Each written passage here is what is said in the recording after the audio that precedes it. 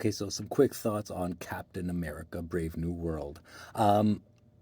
I think it's really interesting that this movie is dropping within a week of Kendrick Lamar's Super Bowl performance because you think about how these two events speak to each other, right? Like Kendrick Lamar, he's performing at the Super Bowl halftime show wearing the American flag, wearing those colors, red, white, and blue. This is how he's representing America. He's representing what it means to be a black man from Compton on America's biggest stage at the Super Bowl. And similarly, like you look at what's happening with Anthony Mackie in this new Captain America movie. This is a franchise that has a long history, a lot of iconography, and Anthony Mackie similarly is wearing the American flag colors as his costume. He's representing what it means to be a black man in America within this platform, within the Captain America costume while holding up the shield. It's interesting because I think the Kendrick Lamar performance was subversive in a very spectacular way, whereas this new Captain America: Brave New World is just spectacularly bad.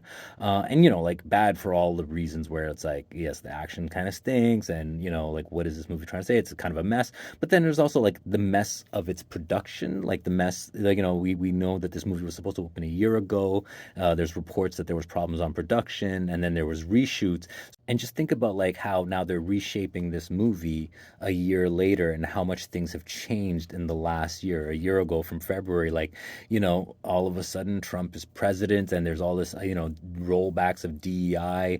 That's the sentiment that's going on. And wonder how does that play into the changes in this movie? I mean, this is a movie where Captain America is trying to protect a divided America by defying a president who turns red. And a lot of people already said that, Harrison Ford playing this president that turns into the Red Hulk is meant to be Donald Trump. And, it very much seems that way. But whatever politics this movie might have been going for, or however it was trying to be subversive a year ago, maybe it was meant to be a warning shot in terms of supporting someone like Trump. Now it can't, now that Trump is in office, the movie came out the other end trying to be like maybe we can like forgive this angry president for his past and find some common ground with him and really realize that there's a nice guy hiding in there and we can find some connection.